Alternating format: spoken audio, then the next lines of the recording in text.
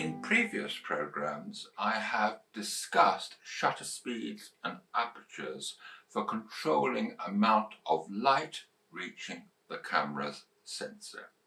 There is a third element, the intensity of light, previously known as film speed, but not to be confused with shutter speeds, incidentally. Intensity of light is measured by a set of numbers we call ISO. That stands for International Organization for Standardization. Rather a complicated figure if you ask me, but nevertheless it's a simple set of numbers. As to how the intensity of light is measured, I leave to your imagination. I have seen the equation and it need not bother us here.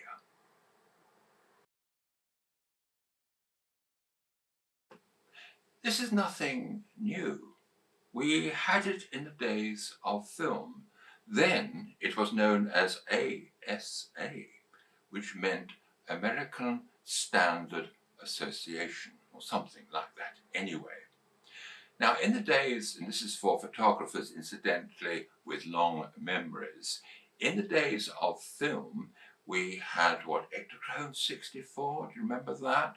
Kodachrome 25, the numbers of course referring to film speeds. There was also Velvia that was rated at 50 and Provia at 100. And there was a tendency for the lower film speeds to maintain quality. Now that was fine for outdoor work where there was plenty of light, but if you were shooting interiors, then you would have to use a film speed of 200 or 400 to give you a shorter shutter speed, particularly if you were hand holding. You didn't have a tripod or a monopod easy to access to hand.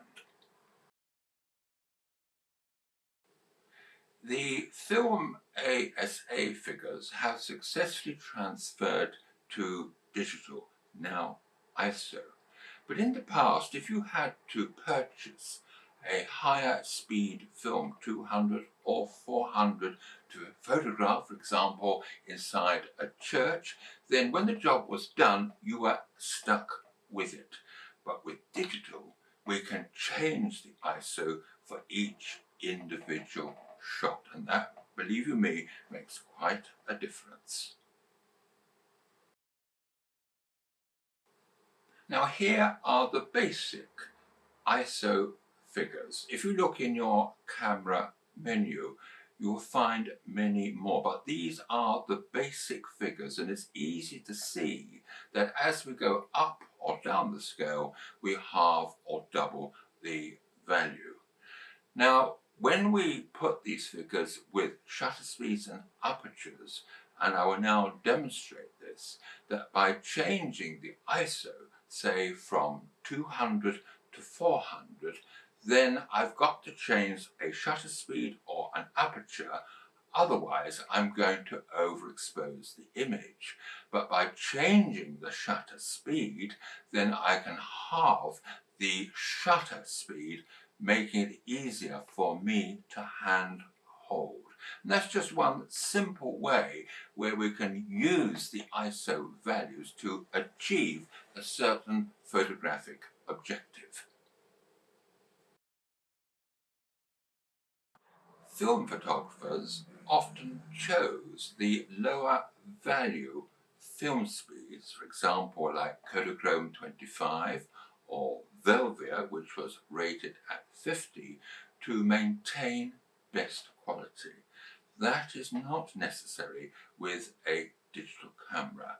I was talking to an agent, a technical agent from Olympus a few years ago, and he informed me that most digital sensors work at their optimum best at 200 ISO.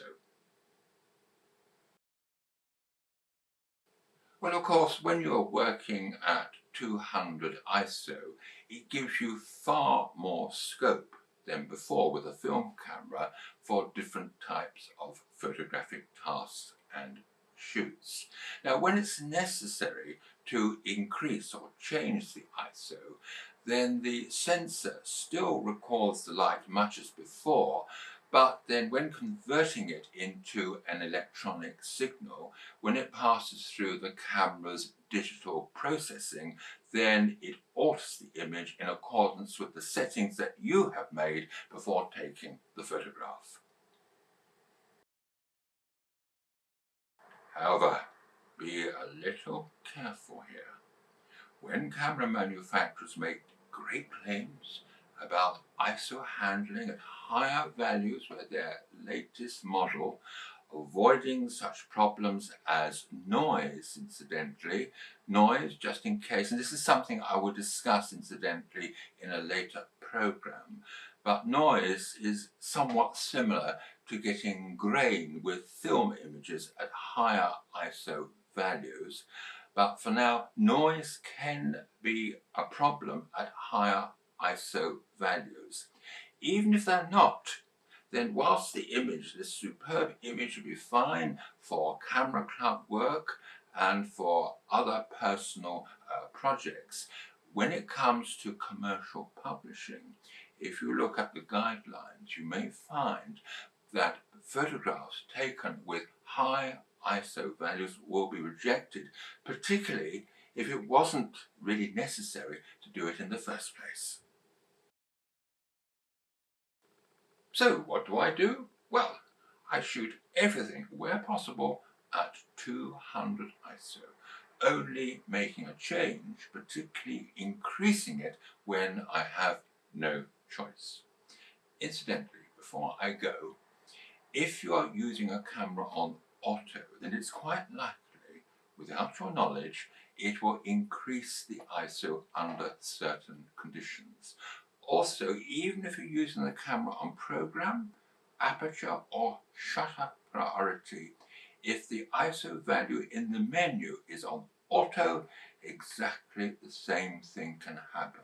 So before you do the shoot, make sure that the ISO value is the one of your choice and not on